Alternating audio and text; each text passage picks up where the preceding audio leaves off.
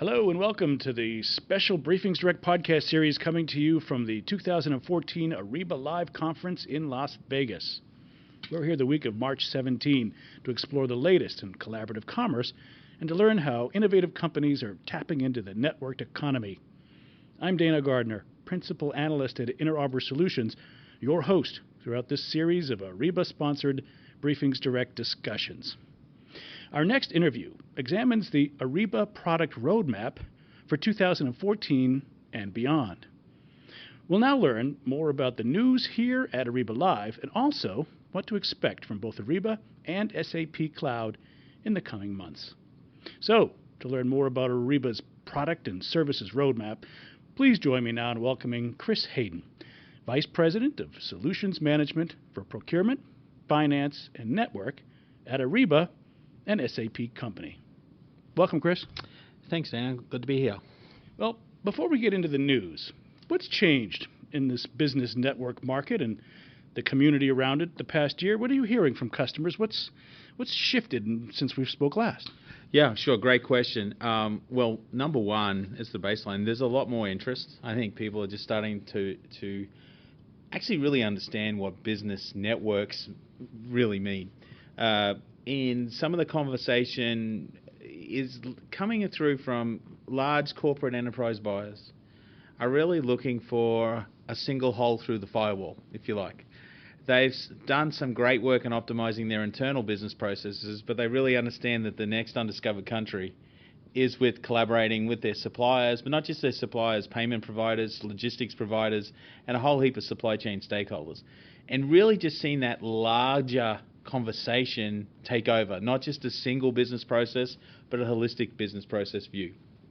I think the other really interesting, it's not like a trend, it's probably a confirmation of what we already knew, particularly in the Southern Hemisphere, that mobile is just on the increase, and how bypassing of the laptop, if you like, specifically in some emerging markets. So I mean, they're two of the macro trends that we're seeing and manifesting themselves in our new business acquisitions. Right. So mobile first is really important.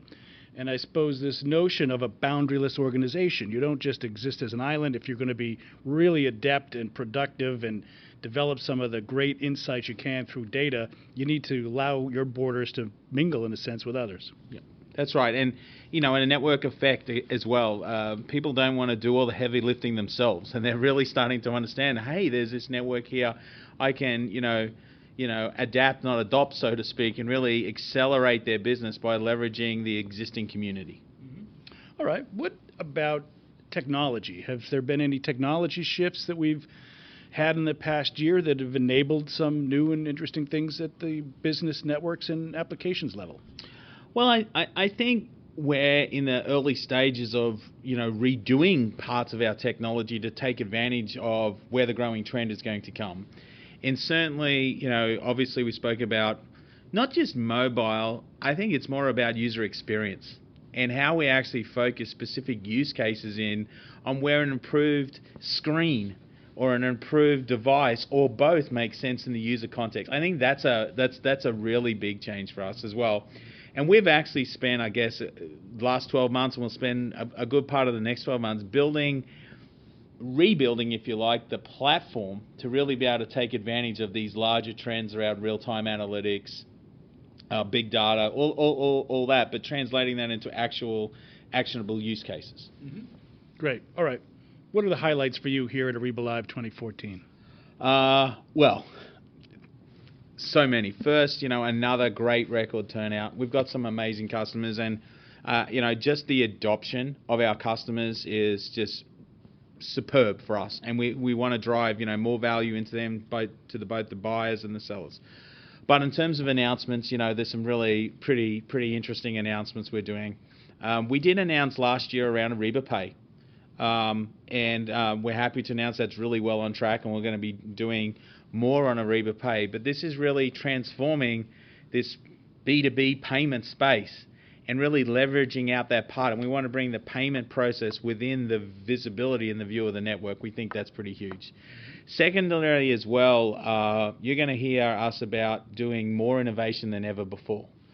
We've got some significant investment from SAP, which will translate itself into globalization, moving into Russia, moving into China, translate itself into new business processes like supply chain and payment, and as well, leveraging the great infrastructure and platform that SAP has in mobile, and you'll see more 3 to 5 mobile-centric use cases delivered in Ariba within the next 12 months.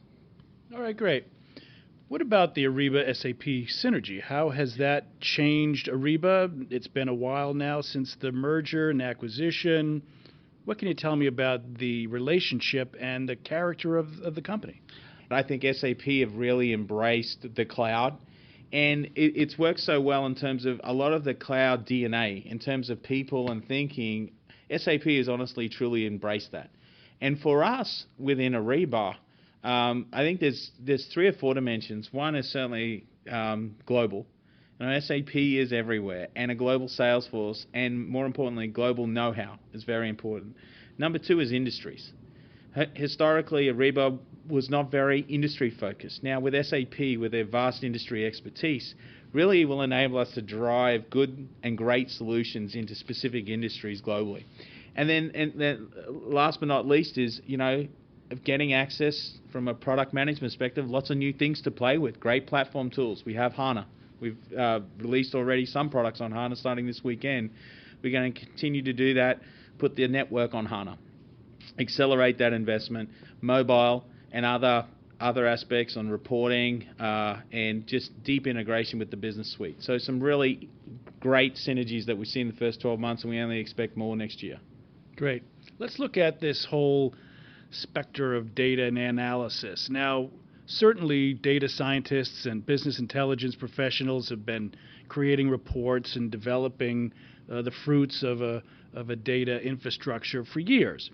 But what we're starting to see now is the use of an analytics, visualizing the analytics and giving it to folks more down in the line of business. Leadership decisions, but not just at the very tip of the organization, throughout the organization. How has this need and demand for greater data and greater analysis capabilities translated into what you're doing at Ariba and SAP? Well, firstly, fantastic and topical point. And I think this is actually part of why people understand the business network and why the business network is starting to take up. If you think about what's so great about the SAP Ariba and our great capability, we have this great business network, more than 600 billion in spend, more than 1 million odd suppliers. I'll go into technology for a second. It's the promise of what an in-memory database can give us. Imagine when we can put all of that transactions real time that are flowing today, imagine when we double it over the next 3 years or something like that.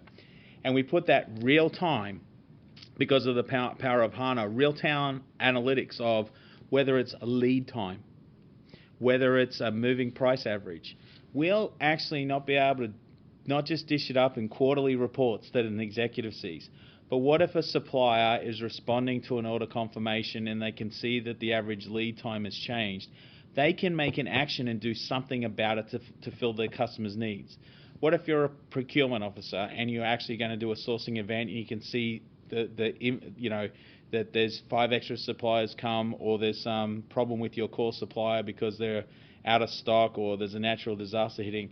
What if you can see that real time? That's the promise that the big data, that the analytics delivers us. And something like the business network, which gives us a holistic view of that, is unparalleled, particularly when we're able to marry that with the master data that exists in the applications or in the ERP systems. What strikes me, Chris, about this era is that for so long companies relied on their own data, their own analysis. There was really a wall around this sort of activity with business intelligence. But now, with things like third-party networks like the Ariba network, they can start to get data that might be anonymized, that privacy issues have been worked out, that people are allowing data to be shared. That's where these real insights are coming. It's a volume, velocity, and variability of the type of information. So what comes in terms of a business application benefit? Where are you driving these visualizations and this data? What can we expect in the next 12 to 18 months in terms of analytics meeting business applications? Yeah, well, I think the first one that we've kind of already announced is Supplier InfoNet, which is our HANA-based alerting and supplier information system, which can actually feed in there. We're releasing that, and we'll be building that integration into our solution set. So that's the first thing you can do. I think the second thing, you will see it manifest itself. To be honest with you, we are kind of feeling our way out here, because number one, I think you brought up an excellent point. I just want to comment on that, is about, none of this happens without the appropriate privacy, anonymization, aggregation, and all of that. That's kind of the given that you got to work out first. But once you have that, I think we want to look at point areas to road test what it looks like. And maybe we just show to a supplier, hey, when you're responding to an event, your lead time is X% slower than all your other competitors. Some peer pressure, just as one, not sharing anything else, but it actually helps a salesperson understand where they are relatively. Same thing on the buy side. Hey, if you confirm this, the moving average price of this commodity in the United States moved by 5%, you might want to consider having a sourcing event. That's the type of point things. Now, the holistic, dashboarding and automated alerts, I think will come. We just want to work out those flows and what's most meaningful. And that's where we go back to the point about user experience. How do we do that? Do we need to expose that in a mobile app and have an alert? Or is that just a pop-up icon that pops up on your screen, or both? And that's how we want to intersect the two. Mm-hmm. Great. Let's move into mobile. Sure. When you mentioned mobile first, I think it's really a super interesting concept, but it seems to me it's more than just a screen definition. It seems to be you really need to rethink processes when you start to go to that mobile tier and recognize that people are 24/7, regardless of location, intersecting, interacting with business processes. So, what should we expect from mobile innovation? Yeah, so I think I would even couch it as not so mobile first, but mobile as required. First and foremost, what we're focusing on for our mobile strategy is, notwithstanding putting in place just the core platform to enable, but when we're looking to our features that we actually build in our products, we really want to focus, to your point, or what you're alluding to, is the persona, how does the actual end user need to consume this information? And so if it does make sense that a mobile device is able to present that, then we will do it. We're not doing it for the sake of having a mobile solution to have it out there. We don't need to do that. Now, obviously, some bubble to the top, approval apps, or flipping a purchase order or a new event, and we'll do those. But we really want to be quite systematic in what we're going to do. We also, from our product development, want to take a really focused approach. We want to embed, if you like, the mobile development paradigm within our current development product teams. What does that mean? It means we're not going to have a mobile team out on the left running and building 500 or 600 apps that they think they should build, and then our core feature team doing it. We're going to have our engineers, our product managers, our QA thinking about mobile in parallel with screen and how that enhances the customer's or the user experience to deliver the business outcome. And so while we might be somewhat a little slow in terms of some competitors saying they got 20 mobile apps, we actually really think our way is going to deliver better business outcomes by taking the user experience construct and making that, whether that's mobile, whether that's analytics, or whether that's screen, all in the same context. Yeah. I like the idea that it's process first, regardless of the screen, but right. This seems to give you an opportunity to move and scale into new regions. In some markets, China, for example, the smartphone is the primary device and screen. It also allows you to, I think, scale down smaller businesses. You can run a business on a smartphone. Why not have cloud business services to accomplish that? So what about that global reach? What do you expect for the next 12 to 18 months in terms of expansion vis-a-vis any number of services, but mobile being part of that? Yeah, well, a couple of things. Number one is, we announced since we last spoke our first European data center. That got announced and was commissioned in December. We've already got a number of customers already live or in the process of going live on that to deal with that. We've also announced the data center in China for our applications. So in terms of just global deployment, we're investing in data centers, which will deal with a lot of the data privacy and encryption if you're kind of like table stakes to even get started. And then secondarily, just on the back of SAP, that is one of the really great synergies that we do get, in that they have in-country local product managers who are born and bred and live in the jurisdiction to give us actual, again, to be our proxy customers, if you like, the voice of the customer actually in country as we look to embed in there. On to our next subject. What about governance, risk, and compliance topics and issues? It seems that we can't really divorce concerns about privacy and security and risk amelioration from business activities, especially as we consider that boundaryless organization. And we want to expand into new markets and allow enterprises to do more business and supplier activities across these boundaries. So how do we think about embedding governance, risk, and compliance both as a process and as a technology in the Ariba roadmap?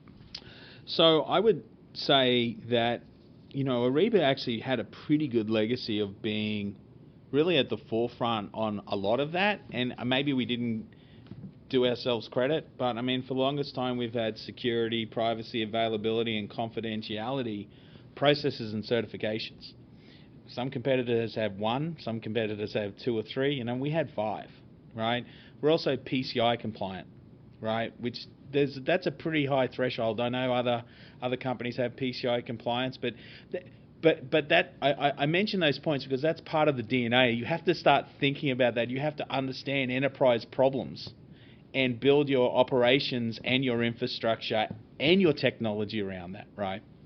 So, I think we're in a pretty good state. Now, obviously, these GRC compliance processes are growing. It's like risk management is kind of the new mantra. It's actually the forefront of anything else.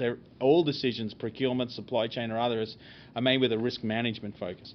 I think, so I mentioned our data centers. So one aspect in dealing with in-country data privacy obviously is having a data center in a jurisdiction. So having our data center, as I said, we commissioned our European one in Germany, primary, and there's a failover elsewhere, should deal ideally with a lot of the EU data privacy concerns, and then Russia and China and so on and so forth. That's one. I think the second piece that we do have as part of SAP has a very comprehensive GRC process themselves to make sure that they don't do business with customers that are on particular restrictions or watch lists internationally. It's not just US, it's not just the EU. As I understand it, SAP review 13 or 14 data sources, not just 1 or 2. And so we're bringing those processes into the Ariba network to make sure that we don't do that, but also notify our trading partners as well. And that's part of the value-added service. That, hey, you may well be doing transactions or trying to do an event with someone not appropriate from a risk perspective. The last piece, a little bit related to this from a roadmap perspective, is we're looking to build out, in the course of this year on the Ariba network, support for US public sector. And of course, once you start into the public sector for business process transactions, you get a whole heap of compliance issues on encryption, even on accessibility and a couple other dimensions. And so those requirements will be built into the network and also to our applications over the next 12 and 24 months. Now, back to products and services. Oftentimes at these Ariba events, I've been to quite a few, we hear about services that people are familiar with, but there's layers of new functionality and features. Is there any few that pop out in your mind from 2014 that we should go over and perhaps reflect on as maybe changing the way people think about doing business vis-a-vis cloud and vis-a-vis the networked economy? Yeah, I think there's a couple. One is actually something released in Q4, which is, at least for our SAP clients, we have native connectivity between the SAP Business Suite and the Ariba network. You don't need middleware. It's a downloaded extension pack. It's pretty game-changing when you can download something and an order can go out of the Business Suite straight to the network natively. Let's just remind people of that. That's pretty nice. Number two is, we've got a lot of new features and products coming out like we said we're going to do a lot of innovation. We're going to deliver on that innovation. I'd like to quickly talk about 4. Ariba Pay, which we touched on, changing the world on B2B payments. That's on the payment side. At the top end of the funnel, we're also launching Spot Quote. This is pretty interesting. 40% of procurement activity is, if you like, uncontracted or uncatalogued. In some industries, greater. This spot quote process enables us to take this tactical 3 bids and a buy from a buyer programmatically and put that out into the business network to be bid upon, and also identify new suppliers. What's exciting about that? A lot of process efficiency for buyers, but also for a seller. Think about this. It's almost like the budget's already largely been committed and they got a close date. It almost drops to the bottom of your pipeline. That's pretty nice. It might not be the biggest deal, but hey, I'll go and take it. We're also releasing our first version of the supply chain, focusing primarily on retail use case scenarios, working very hard with SAP to have end-to-end connectivity. We're very excited about that. And last but not least, in services on the network as well, extending a whole new type of collaborative services for estimate-based services is going live. So we've got more innovation. It's supporting both buyers and suppliers and going both, globally in terms of Russia and China, also adding Brazil and Mexico invoicing as well. So there's a lot of exciting things on the business network for customers, not only in the USA, but globally. Well, great. I'm afraid we'll have to leave it there. We've been talking about the news here at Ariba Live and also what to expect from both Ariba and SAP in the coming months. And we've learned that the latest in the way Ariba and SAP are working together helps innovative companies thrive in the networked economy as they look to be more data-driven, exploit mobile tier processes, and of course keep their data and business safe. So a big thanks to our guest, Chris Haydon, Vice President of Solutions Management for Procurement, Finance, and Network at Ariba, an SAP company. Thanks, sir. Thank you. And thanks to our audience for joining this special podcast coming to you from the 2014 Ariba Live Conference in Las Vegas.